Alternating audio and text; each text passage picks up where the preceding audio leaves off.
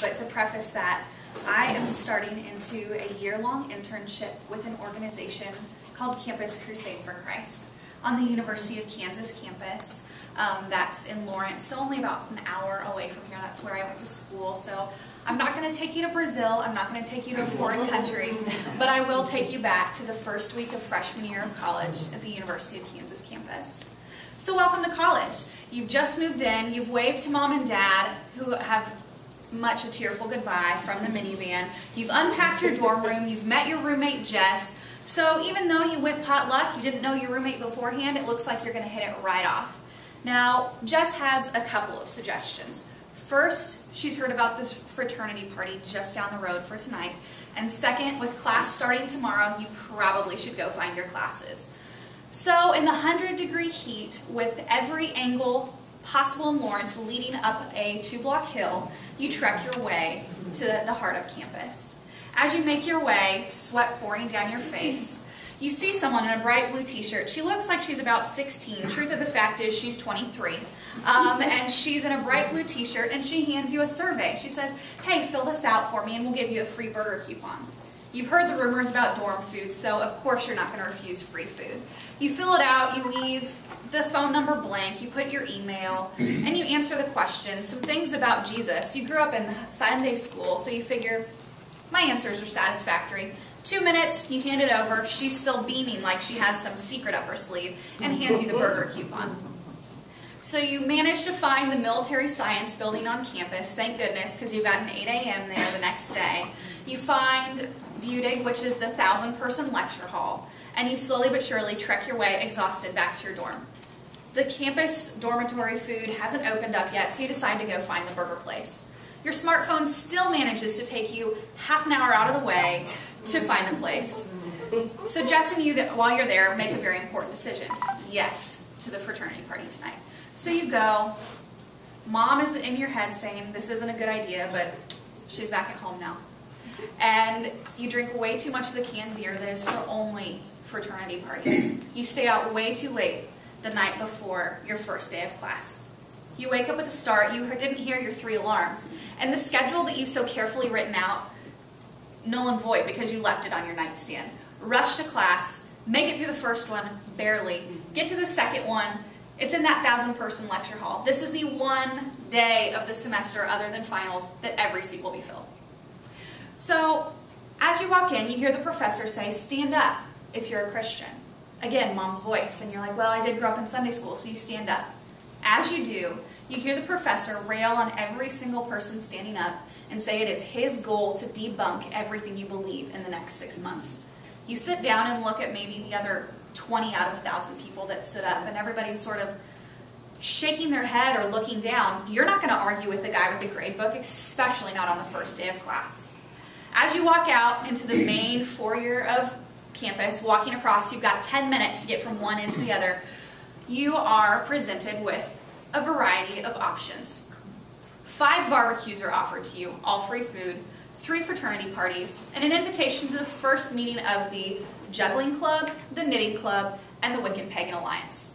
No to all 3 clubs, definite yes to the barbecues, and it ends up being a yes to the fraternity parties as well. So you make it through the first week. You're exhausted. Maybe it's the heat, maybe it's the consumption of free cheap hot dogs, or maybe it's the consumption of beer that you've never tasted before this week. You ignore the email from that girl in the bright blue t-shirt inviting you to something called Campus Crusade for Christ. It was on Thursday night. That was the second fraternity party. Of course you're not going. Options here, folks. So you wake up Sunday morning. You have no idea where the church is in town. You haven't really looked. You're kind of wishing you would have returned that email.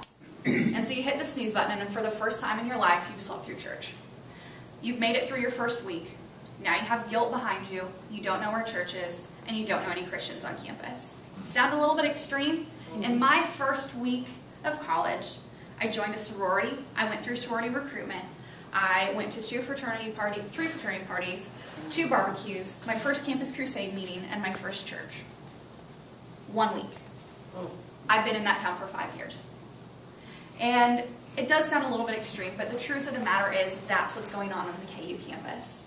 That professor wasn't in my lifetime. It was in my mom's. The professor now is the one that teaches Understanding the Bible, who's a fervent atheist. And his goal is to debunk everything that he teaches. He's been there for several years. Once you're tenured, you're not leaving. The two words that I would use to describe the mentality towards Christianity on campus are apathy and hostility. I wish both of those were outside of the Christian community. But a lot of the apathy is within it, and a lot of the hostility is without it. So, obviously there's a problem, as there is with all the world that doesn't know Jesus, and we have something to share. So what are myself and the 10 other staff members with Campus Crusade for Christ to do? First off, trust the Lord. Trust that He is bringing an increasing number of students into a relationship with Himself. And second, is to not sit idly by. Some of the realities are alcohol-related incidences in a year, college drinking, 600,000 injuries, 96,000 sexual assaults, 1,700 deaths. In that one university? In 1 year, nationwide. Oh, nationwide. However, 2 of those deaths were on my campus my junior year. One boy, his name was Jason Wren, he didn't make it past his freshman year of college. Second semester, he moved into his fraternity, and after a night of heavy drinking, he was found dead in his bed of alcohol poisoning. If it stopped there, it would be tragic enough. His mom and his younger sister since have committed suicide. And so this family is ripped into pieces. And this fraternity has been ripped into pieces. And this campus is looking for answers that no longer can be fulfilled at the bottom of a beer cup. So who are they going to call? They don't call a Wiccan Pagan Alliance. They don't call a students' organization of open-minded agnostics and atheists. They called my friend Jeff Burgess, who's on staff with Campus Crusade for Christ. They said, you need to get over here now. And he did. He was the one that did the memorial service for Jason.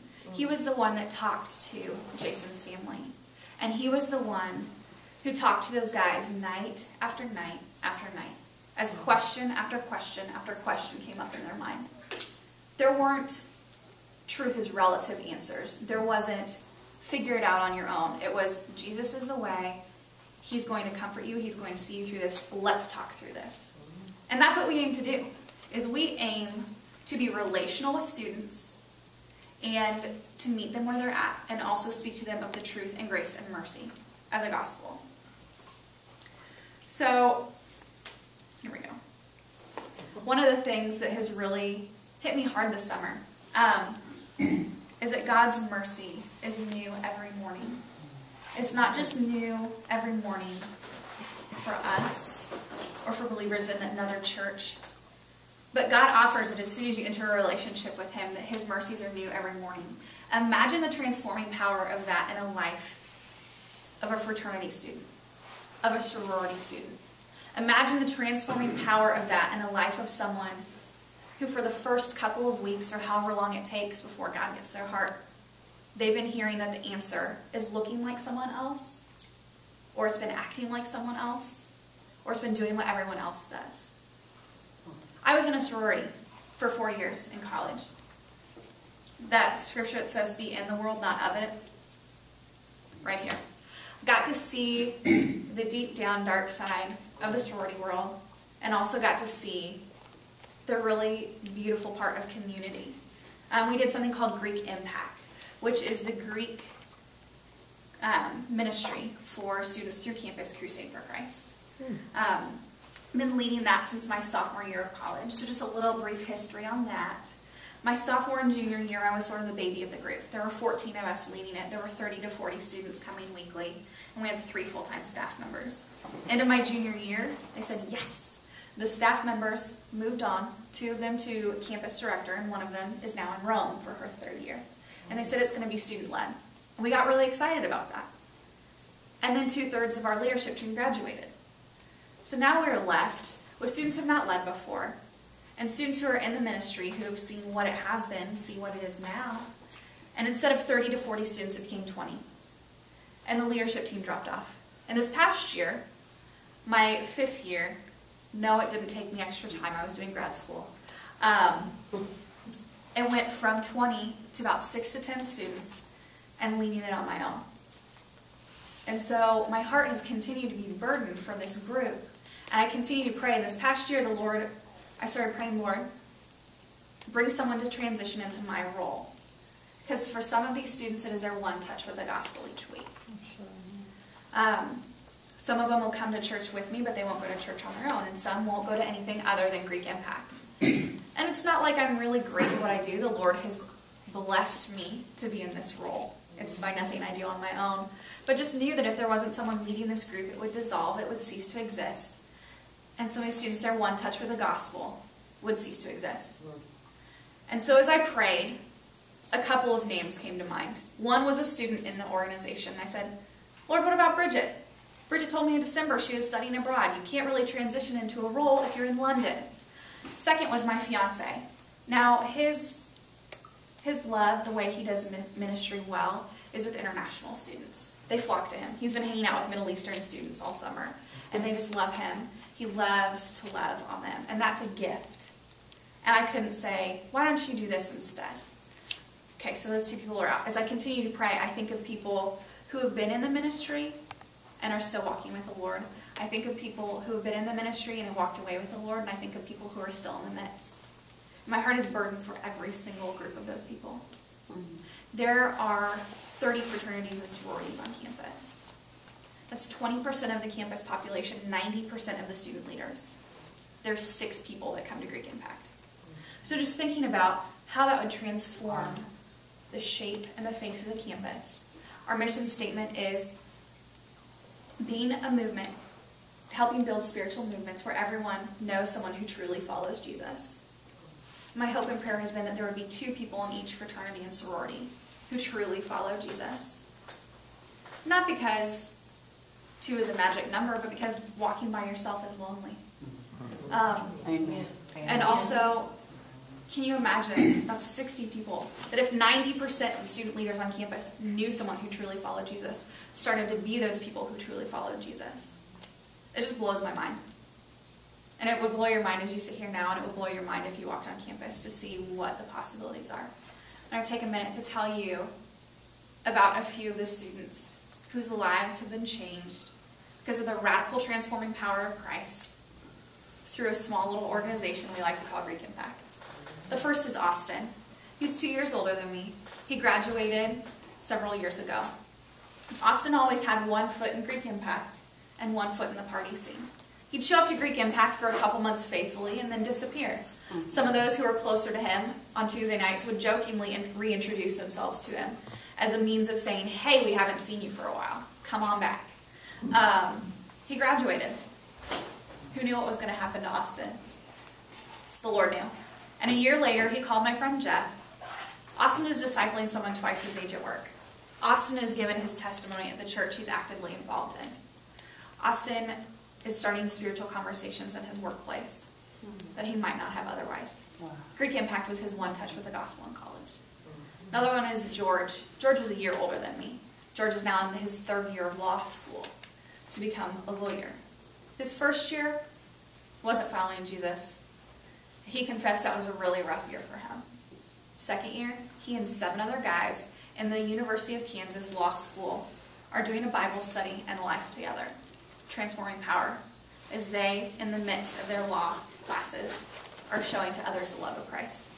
And then the other 2 are really close to my heart, Mallory and Taylor. They're going to be juniors. And they started coming to Greek Impact this past year. They didn't come with a friend. They didn't come because someone knocked on their door and said, hey, come to this. They came because, honestly, the Lord brought them there. And they kept coming back. We found out in October they weren't going to church. I said, come to church with me. They said, okay. So they since have been faithfully going to church. They started, not only are they sorority sisters, but they're roommates. And one of their roommates is someone who is openly hostile towards Christianity. And they continue to persist and ask her to come to church and Greek Impact with them. Wow. Has she? No. But have they started to see the transforming power in their lives, speaking out to others? Yes. Now, a couple other girls in their house started taking notice, other girls who are believers.